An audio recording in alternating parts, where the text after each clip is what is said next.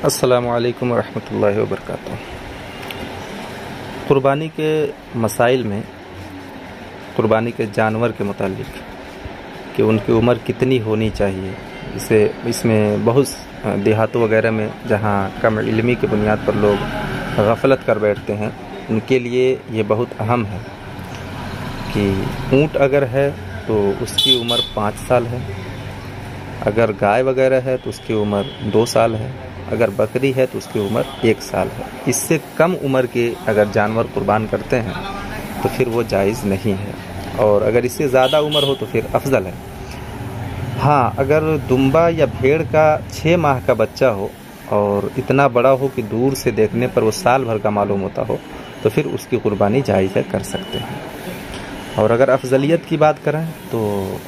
جہاں جس اعتبار سے گوشت کو زیادہ پسند کیا جاتا ہو اور گوشت کا سقم اور اس کی مقدار کا بھی لحاظ کر کے اگر دیکھا جائے تو وہ زیادہ جانور افضل ہوتا ہے۔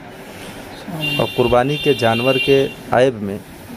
ایسا ہے کہ اس کو عیب سے بالکل خالی ہونا چاہیے۔ اگر تھوڑا عیب ہو تو قربانی مکروہ ہوتی ہے،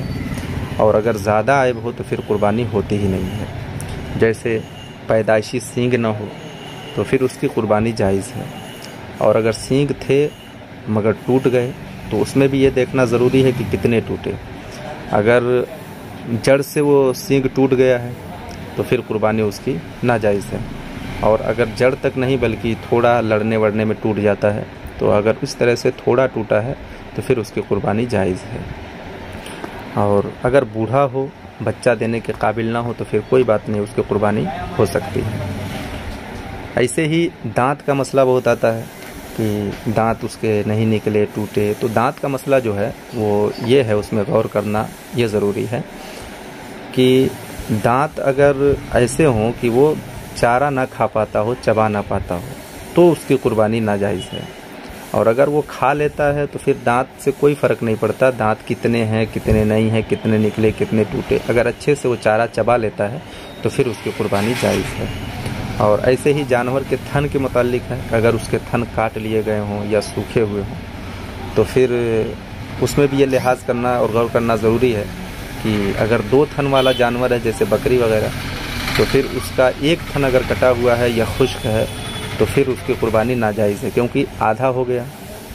2 ہے تو 2 کا 1 آدھا ہوا اس کا۔ اور اسی طرح 4 تھن والے جانور کا اگر 1 تھن سوکھا ہوا ہے تو اس کی قربانی ناجائز نہیں ہے، جائز ہو سکتی ہے۔ اور اگر 2 تھن اس کے سوکھے ہوئے ہیں یا کٹ گئے ہیں تو پھر آدھے کی مقدار کو وہ بھی پہنچ گیا تو پھر اس کی بھی قربانی جائز نہیں ہے۔ اللہ تعالیٰ ہم سب کو سمجھنے کی توفیق بخشے۔